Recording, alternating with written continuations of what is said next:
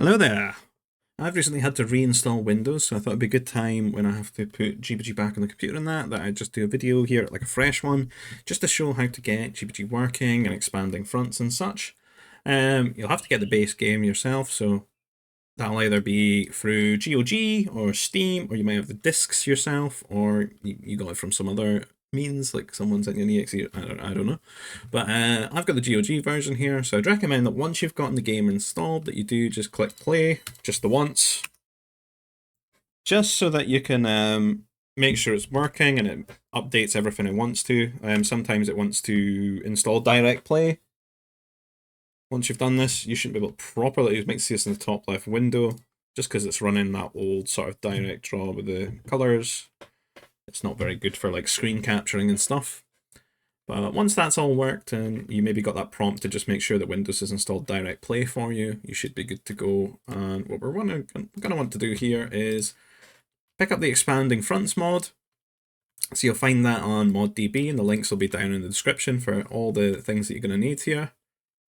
So go to download. Already downloaded it though, so I'm not going to sit you through the weight of that. So if I go to my downloads folder, I can find it here. So it's about 929 gigabytes here. You get greeted by this zip folder, and you want to go into game here. And what we'll want to do is find the game directory for GBG, which we've just installed.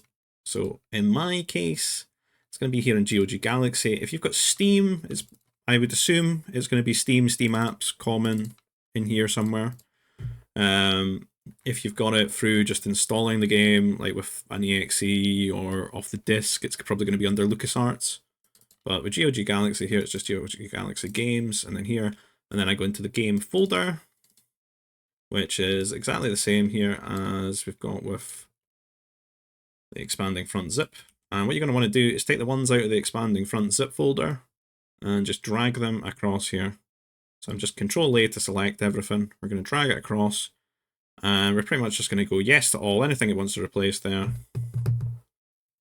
Should be happy enough with that.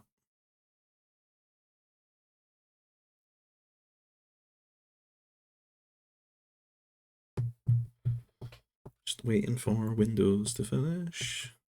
Replace the files, just so it's happy. No complaints there. And we're going to want to, in our game folder now, you're going to see this as like a new icon and configurator.exe. So the configurator.exe is, just going to have to run that. Migrate you with this. And this is basically just a few like launch options and stuff for the game. So what these are going to do is populate this Battlegrounds X2 with all the settings here, and you'll just want to launch this if you want to run the game.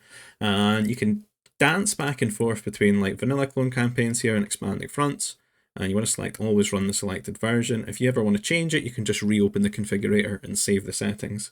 And this gives you the option for resolution paths, so if you want to get your desktop resolution, and run it in window mode, etc. And that should just make it more modern, where you can like screen record it and stuff of your desktop resolution rather than the game's base ones. There's a few other options here, like large text font if you want like larger, more visible text. Alternative text rendering and chat box are some sort of fixes that have been worked on for some weird little stutters and things and lag that develops, and it's an old game on modern Windows.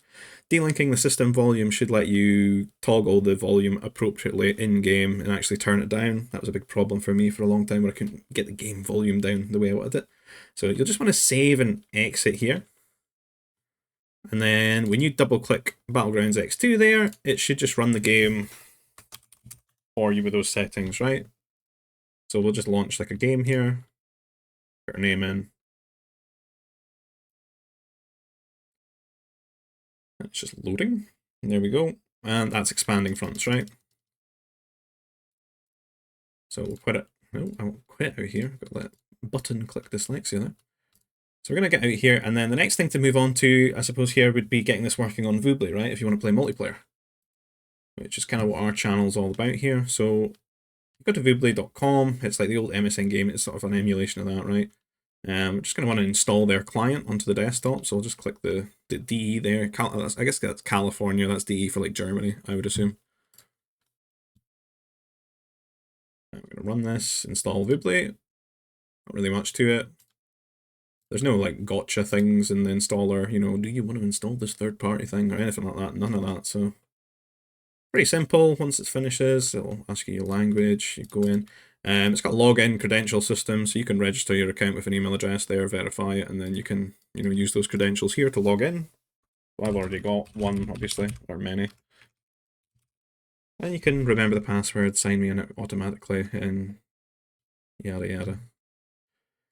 When you log in, you get hit with the game browser. So these are all the different games that Voobly supports. And when you double click the one you want, so in our case, clone campaigns here, it'll connect to the lobby, but it might want to patch the game and do some things here. So it'll jump straight into like an installer that we just need to finish, and then we'll log back in again.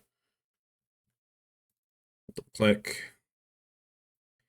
And we should be good here. It might ask me for the game, it might not. I think I've already done this before, just mucking about with some things. So you might get greeted when you go to click on a game room with it asking you to just show it where the game folder is. I think most of the time though, I mean, my experience with GOG installation, I just need to keep clicking the little yes icon that comes up. And it just applies some fixes to, I'm assuming, maybe like the game folder, the registry or something. It gets itself happy. It knows where the game is, and then it can apply whatever it wants. So, as it stands right now, you could play like vanilla GBG on Voobly. You want to play Expanding Fronts though, right? So to do so, I'm going to need a few little windows here. I think I lost one. I did have exe data assets, right? Where's the assets? EF assets, right. So Expanding Fronts is going to want three things for Voobly. So we're going to want Expanding Front assets, and when we click these, we can just download these through Voobly. It might click you a little thing up here in Firefox or Chrome just to download all Voobly.com links, you know, with Voobly. You just click yes for that for your own ease of use. So we've installed assets, exe patch, installed the exe patch, and then Expanding Fronts data is the last one here, probably the bigger one. And once the three of these are installed, I would recommend we just restart Voobly, and then we'll go into a game room and we'll just configure it appropriately.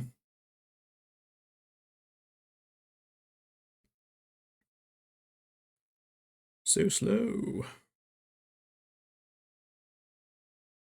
That's done. So I'm just going to exit Voobly here, right? Here we go again. Straight down. Back to the lobby. We'll host a game room. And we'll get into the settings here. So the settings are they're just this button down here next to launch. Patch, we want to select EF EXE patch. So that 1.2 is just going to be vanilla clone campaigns 1.2. So we're wanting Expanding Fronts EXE patch. We're going to select that, right? We want the mod here, which is going to be Expanding Fronts data. And these are all the ones you need to really do here. I'm just going to select team members. Somebody joins my game room. And there's a few other things that we want to select here. This is all very similar in this game column here to what we just did in the configurator for like your single player, like on your computer. You know, if you wanted to launch the game from the game folder. This resolution tool is an old Voobly thing for desktop resolution. I do not recommend you use it. It's just going to cause you problems, and you're much better to go down here into the EF EXE patch and just use it like the configurator. So you'll find enable built-in widescreen, and that should just pull your desktop resolution in, right? If you have any problems once selecting it, when you get in game, if it doesn't look right, I would recommend you just go into the games options, and you might find your resolution there on like the bottom of the resolution list, and then just click it OK. And that should normally fix any problems that you have with that, if there's anything off the top of my head. A text rendering, the chat box talks about that. It's just if you're having lag, maybe you want to try doing those things. In the D-Link system volume we talked about before as well. So a few other things here. DirectX, want to render it in 32-bit color, so it's sort of the same as what Windows naturally is these days and stuff.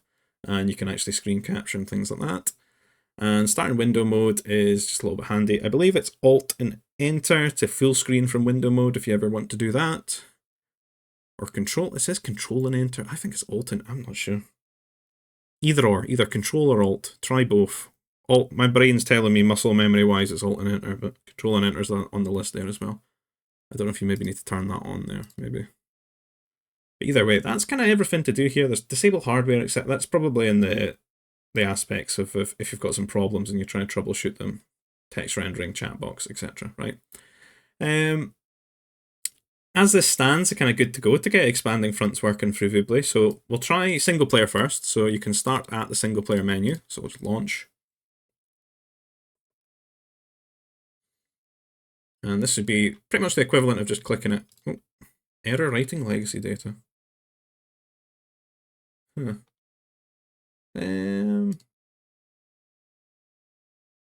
We do have the data though. Do I need to do it again?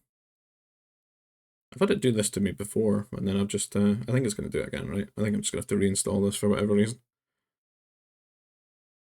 Oh, it worked this time. Second run. Okay.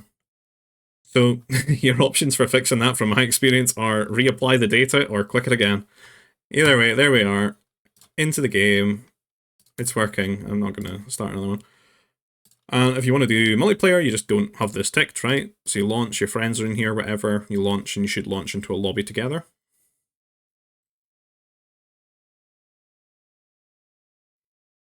So setting up multiplayer game. And there you go. It says clone campaigns up here, but it is expanding fronts. That's if you want your expanding fronts mods and stuff. If you're looking for like in-game multiplayer, we just play 250 population. Reveal map. Normal allied, so it's like you've got HoloNet already. You have to scout around. We do fast game speed. This just pretty much dictates how angry the rancors are. Resources standard. You know, you would choose your appropriate game size. And then we go lock teams, lock speed, record game. So nobody can like troll and mess around with those things. And victory conquest, because nobody wants the holocrons or monuments. That should really be it for getting expanding fronts working on Voobly. There's a few other things that in here, under visual or content mods, if we go to game mods down here, these are just some things that you might be familiar with if you play Age of Empires. You get like small trees. So we've got expanding fronts, small trees. That can be really helpful for you when you're wanting to micro your workers and stuff like that and just have a bit more visuality. So we can download that now, and it's just like before, it downloads it through Voobly. There's a few other ones here from TVS and RVA. So you got grid terrains, so if you want the grid terrains as well, it would make it easier for you to wall and stuff. You can just see, you know, what counts as a block. And there's a restore the vanilla shield generator ring. That must have been bothering RVA. I think those are the kind of the two that people tend to get though, the grid trains and the small trees. There's not really anything else as of yet that anyone's been that interested in. And if you want to turn those on, as I said, the visual we're going to have to just, so you'll see that it doesn't instantly update it, so you'll just need to reopen Voobly. So we reopen, we pop back in, into the game room, and you can select them here now, right?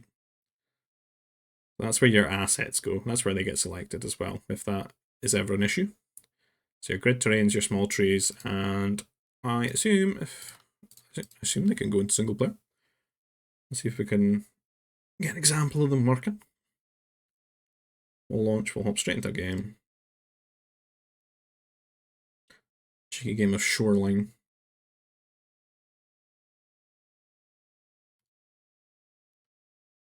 And there we go, the grids and the trees are small. It's all you want, right? So I hope that proves helpful for everyone here.